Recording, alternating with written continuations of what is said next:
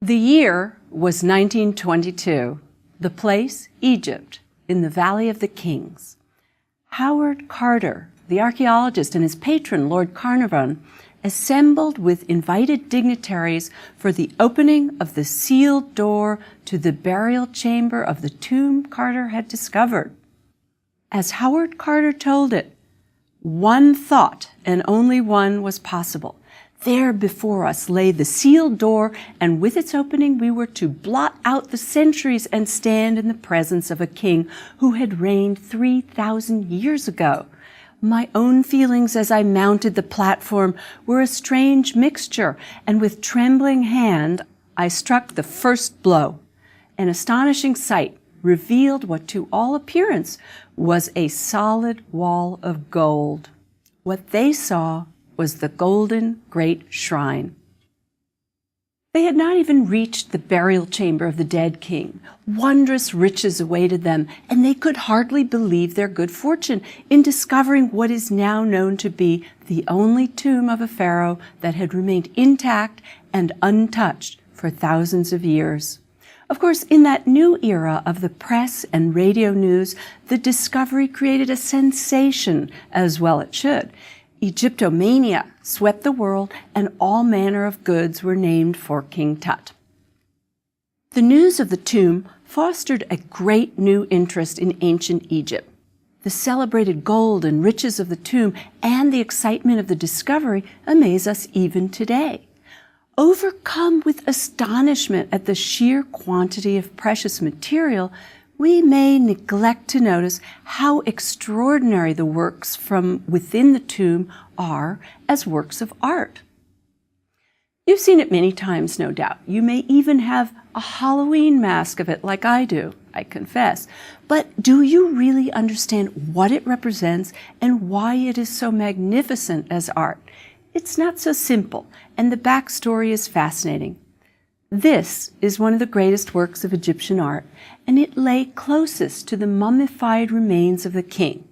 It's iconic and freighted with associations. It was an exalted object with a purpose to ensure the resurrection of the king. As you saw with our earlier discussion of Khafre, the funerary art of Egypt had a distinct purpose, far beyond remembrance of dead loved ones. The art had a role in their religion, in the ideology that supported kingship, and in reinforcing the hierarchy of society. So the images you see have a lot to tell us. They give us a history not only of Egyptian political succession, but of artistic style and religious belief.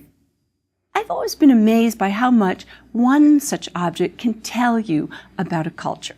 So let's take a closer look at the mask, and let's see how the story begins and ends. You're looking at the face of a young man. He was, in reality, not much more than a boy. Tutankhamun, often called the Boy King, was around 19 when he died. You can see his face here is smooth and almost heart-shaped. He has a short, tapered, and delicate chin, large almond eyes, and high cheekbones with rounded cheeks. His lips are full and sensuous, but not too wide. They're almost bow-shaped and full, like a baby's pucker. Now, the points that indent deeply at the end of the lips seem to give him a serene look, one that is almost but not quite a smile. No worries wrinkle his smooth brow or line his eyes. The distance between his nose and his lips, where the philtrum, that indentation above the upper lip, is carved, is very small, as is the distance between the lower lip and the chin. His nose has a thin bridge and a wider end, and it's straighter and smaller than an adult man's. From the side, it's slightly upturned. These proportions are all characteristics of a youth, a child. Yet they are those of a very elegant youth, sophisticated, delicate, and fine-boned. Tutankhamun has the same hazy, far-away gaze that we saw in Khafre's statue. He's perfect and still, and no movement mars his expression. In effect, this is as eternal, youthful, and healthy a face as you can create. It is beautiful, it's also deceiving. From examination of the mummy and its DNA, the former Antiquities Minister of Egypt, Zahi Hawass, and his medical team have determined that Tutankhamun may have had a cleft lip, a club foot, and suffered from malaria. He died at 19, according to them, from a combination of malaria and necrosis of his leg. He was a proud product of the practice of royal sister-brother incest, so his immune system may have been weaker than most and led him to succumb to an early death. In fact, he only had one set of grandparents because his father and his mother were full siblings. That could really simplify your holidays. Tutankhamun was buried with many walking staffs, which some scholars believed were a symbol of office, but Hawass and the doctors who examined his mummy believe he actually needed them to walk. So the image of the perfect, ideal, youthful, and muscular king with faculties far outpacing the common man had to be conjured by the artist. It had to fit in with 2,000 years of Egyptian tradition concerning the king. When you look at this almost heartbreakingly beautiful face, no thought of physical ills can cross your mind. The gold, the flesh of the gods, glows with divine light, and the inlaid blue eyebrows and cosmetic line around the eyes accent sinuous and really stunning features. This small part of the face and the golden ears are all that you see of the king's actual features, however. The rest of the mask and the series of coffins in which he was buried are replete with paraphernalia that emphasizes his role as king. And much of that had not changed in the intervening 2 millennia since the time of the Old Kingdom. For instance, Tutankhamun wears the same Nemes headcloth that signified kingship for Khafre and others. Tut's headcloth is merged seamlessly with his face. It consists of gold inlaid with stripes of blue paste intended to resemble lapis lazuli. It is knotted in back. Tut also wears the false beard customary for kings, which is inlaid in cloisonné with blue in a herringbone pattern outlined in gold. On his brow is the kingly uraeus, the cobra wajet representing Lower Egypt, combined with the vulture neckbet of Upper Egypt. The combination of the two is symbolic of his domination of both lands. That is strikingly similar to the Narmer-Palett's message of control of both halves of Egypt. The cobra and vulture are colorfully inlaid with semi-precious stones and glass, including turquoise, carnelian, obsidian, and lapis. Tut also wears an elaborate broad collar that ends at each shoulder with a gold falcon head, the symbol of Horus. The rows of the necklace are composed of lapis, quartz, amazonite, and colored glass. The interplay of curving striped collar and rhythmically striped nemes is very pleasing and really quite complex. This mask is complete by itself, and the broad collar has the function of ending it gracefully. The mask lay the closest to the mummy's shaved and bandaged head. It was filled with unguents and oils used in the mummification process. The mask is inscribed with a magic formula of protection. It's on the shoulders and the back. We see protective inscriptions on the coffins as well. After the mask was put on the mummy of the king, he was placed in a gold mummiform coffin, which was in turn placed into 2 more gilded wood coffins. The shape of these coffins echoed that of Osiris, ruler of the underworld. The innermost coffin of gold was even more complex in its imagery and construction than the mask, whose features it repeats. Tut wears the nemes and the uraeus, though the stripes are now solid gold and not blue. He, of course, wears the false beard of kingship, and his arms are crossed at the bejeweled wrists on his chest. His hands hold more symbols of kingship, the Heka scepter and the Nekaka flail. These are such clear symbols of kingship that their meaning is understood even today. We saw the flail on the Narmer palette. Another beautiful and graceful element of the coffin has a further symbolic meaning. The enfolding wings of the vulture neckbet and the cobra wadjet in a bird's body seem to protect the king in death, and they hold the protective Shen sign in their claws. The wings are intricately patterned in cloisonné filled with different colored stones. The rest of the gold coffin is hammered and chased, or incised, with designs of wings, scales, stripes, and other shapes. This extraordinary coffin of solid gold weighs 110 kilograms, or 250 pounds. What I find interesting is that the use of such large quantities of gold and of lapis lazuli to indicate hair is very similar to what we saw in the royal cemetery at Ur some 1,000 years earlier. Presumably, the great kings who ruled before Tut were buried in even greater splendor, with even richer and more elaborate grave goods, but their graves were looted long ago, unfortunately. Otherwise, we might find similar coffins, masks, and symbolism. The emphasis on power and eternal life was inherently part of a king's hold on his people. The funerary rites and burials involving such a great show of wealth enhanced the power and the glory of the office of the king. The fact that gold was disposed of in such stupendous quantity must have really impressed the people. This sort of burial also must have meant there was enormous wealth and plenty of gold to be had in Egypt. Who was Tutankhamun? How did he fit into the larger Egyptian picture? Tutankhamun was not a king of great importance. He was a boy who ruled only 9 or 10 years in the New Kingdom from the time he was about 9 years old. His early and untimely death had practically erased his existence from Egyptian memory, which is probably the reason his tomb had not been looted like every other. The dazzling contents of the tomb nag at us, and we wonder, what did the truly great kings like Ramses the Great have buried with them? It's thought that Tut died before his tomb was sufficiently prepared, and his successor had him buried swiftly in a modest tomb meant for someone else.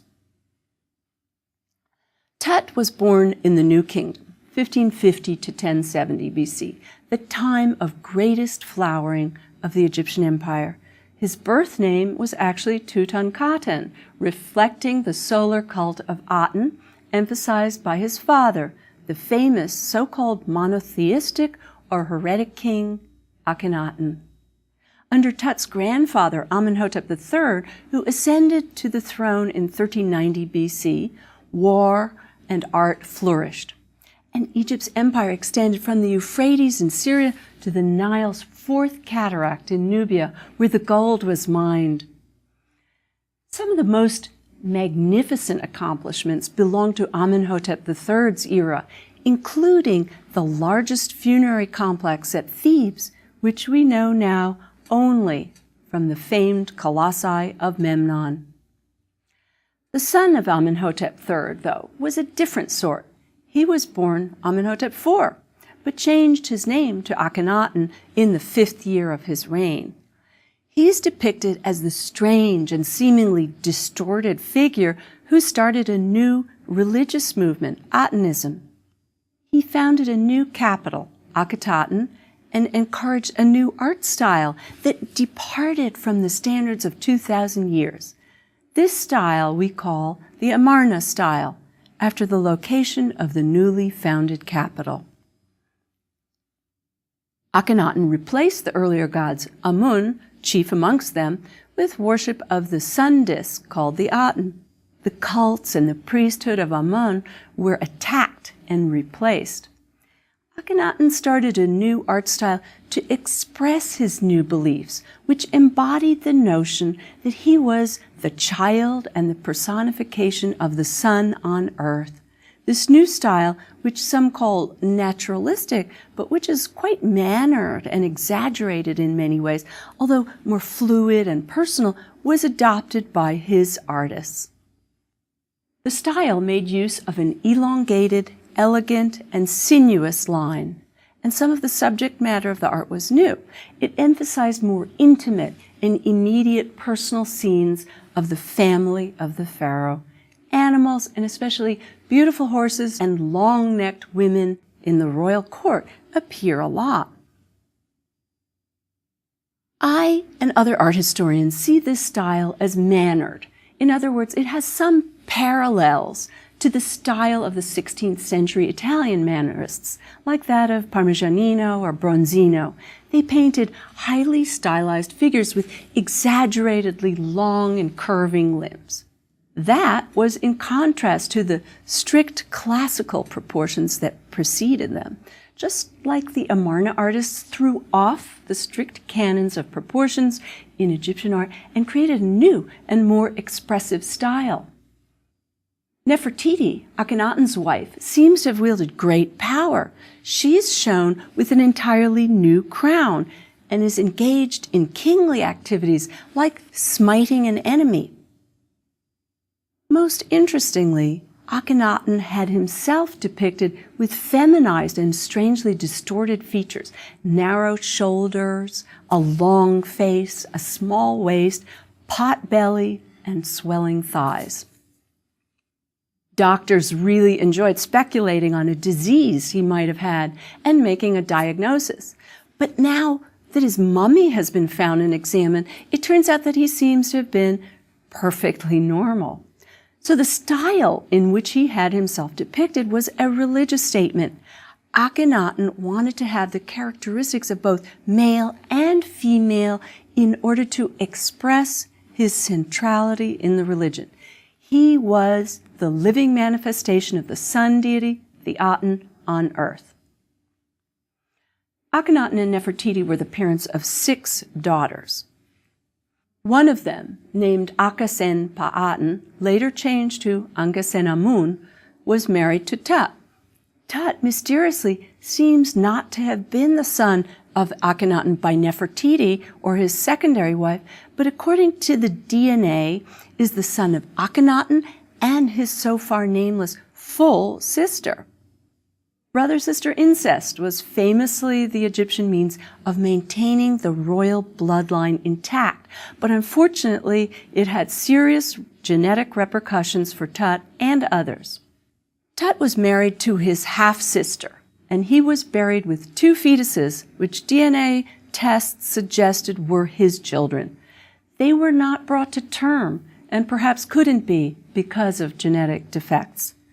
Sadly, Tut's own early demise might have been linked to those weaknesses attributed to incest. He ruled only 10 years, and in that time, older officials had to be making the real decisions.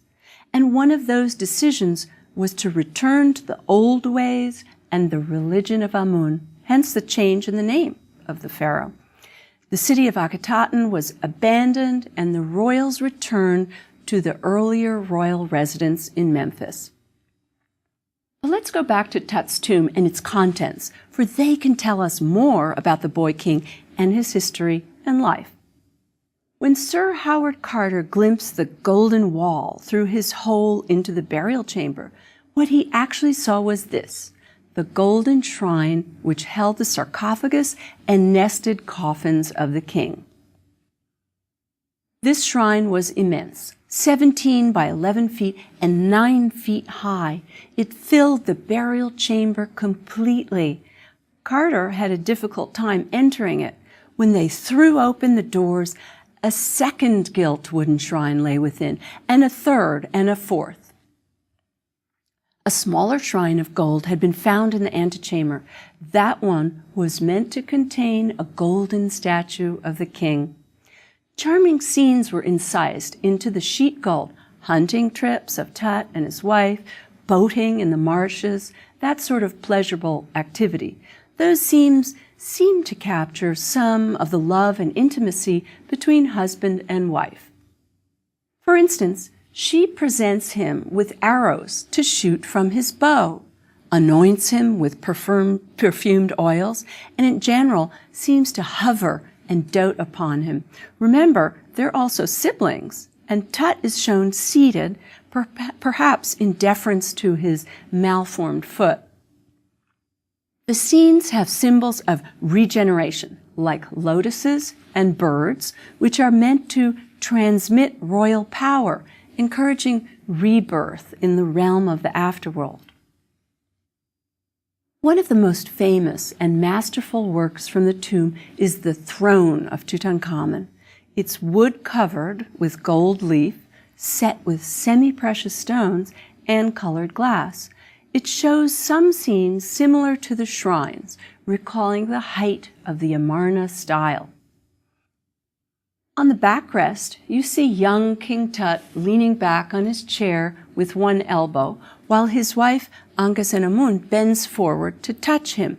She may be anointing him with perfumed oil taken from the vessel she holds. This gesture is both intimate and touching.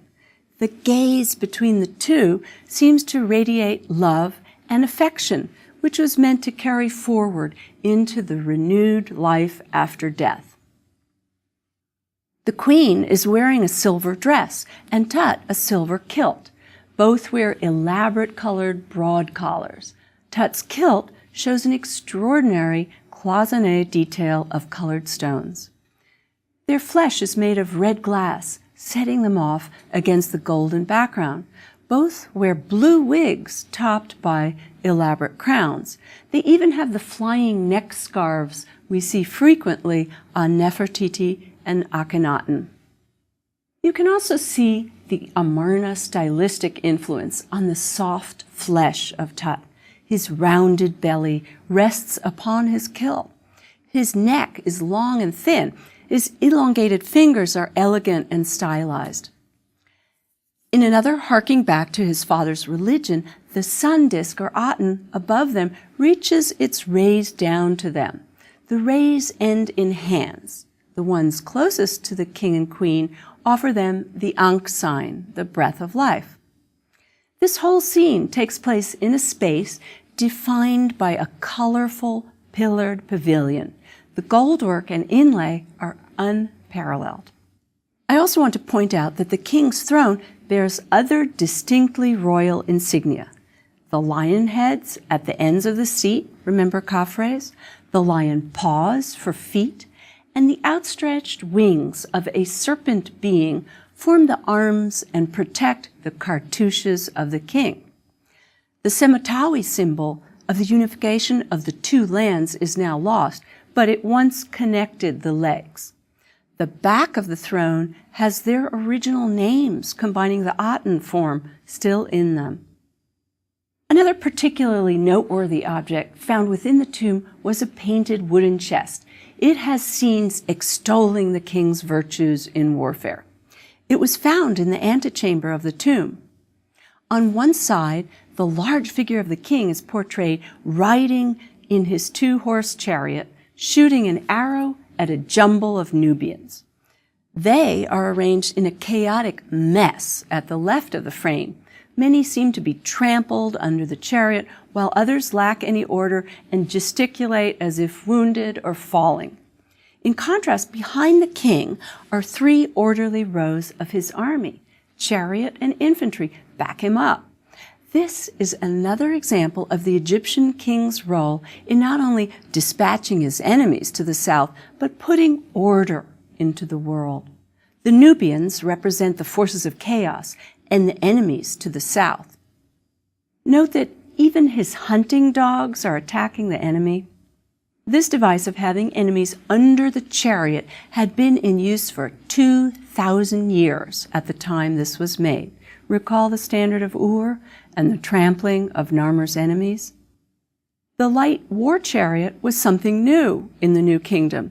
It was quite probably brought in by the Hyksos, a foreign people now living in Egypt, and was as much an item of status as it was of warfare.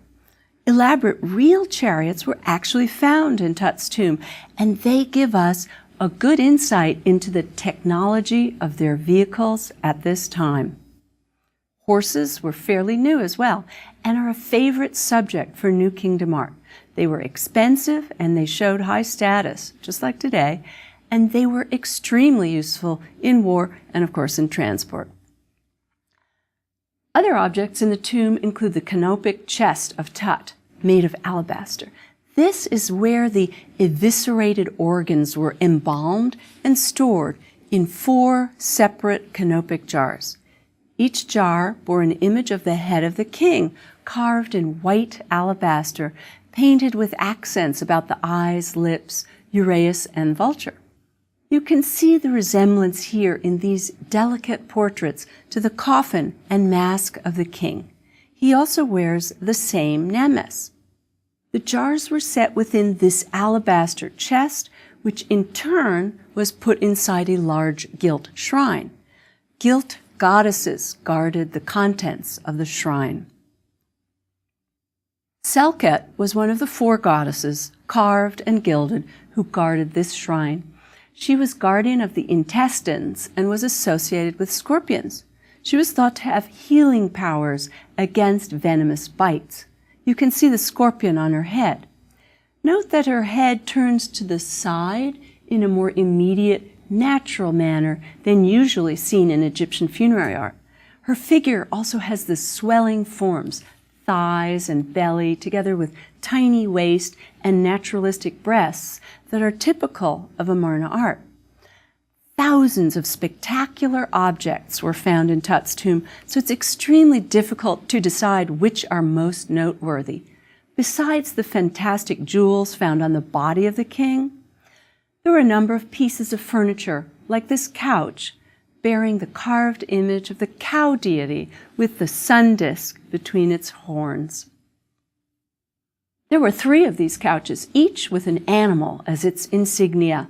One is lion-headed, this one bovine, and another a mixture of traits. But I find the naturalism of these cows particularly appealing. There's also a great statue of the king on the back of a walking leopard. The leopard seems to be conducting the king in his white crown of Upper Egypt into the underworld. It's interesting that the leopard is completely black. It's an unusual mutation called a melanistic leopard. For this reason, his completely black fur, the idea of that leopard walking into the underworld is appropriate. As far as I know, this has not been pointed out before. One of the most famous animals associated with the tomb was Anubis, the jackal, who lies here atop a chest. He's painted black and also gilded. He is, above all, a funerary god who guides the corpse through the process of mummification, then on to the afterworld. Jackals, as nocturnal animals, are appropriate to this role, of course. Lastly, I'd like to introduce you to the art of tomb painting, which reached its apex at Thebes in the Western Desert. Tut's tomb, though not originally meant for him, had a series of very enlightening scenes that help us understand his reign and funerary customs. Here you see the king standing before the goddess Hathor, who holds the Ankh sign to his lips. Behind him is the figure of Anubis, this time a jackal-headed man, whose hand rests upon his shoulder as he guides him to the underworld and renewal. The swelling belly of the Amarna age is evident on Tut. On the north wall, we see the scene with a series of people. At the right is Tut's successor Ai, wearing the leopard skin which signifies a priest. He performs the opening of the mouth ritual in front of the mummy. This act reanimates it. Then we see in the center Tut and the sky goddess Nut. The last grouping of 3 figures shows Tutankhamun in the center, as you see, in his nemes, embracing the welcoming underworld god Osiris. The figure behind Tut is his Ka, or life force, or soul. It seems that King I must have had this scene painted, since it's unusual for the succeeding royal to have himself represented in the tomb of the deceased king. Note how much the dead king here looks like his mummy mask that we've just examined. His appearance is remarkably consistent from one object to the next. This is a sign of the extremely careful and controlled output of the workshop of royal artists. Nevertheless, customs change, and tomb painting becomes one of the highest arts in the New Kingdom. In our next lecture, we'll be looking at the tomb of a queen, one which is surpassingly beautiful and complex.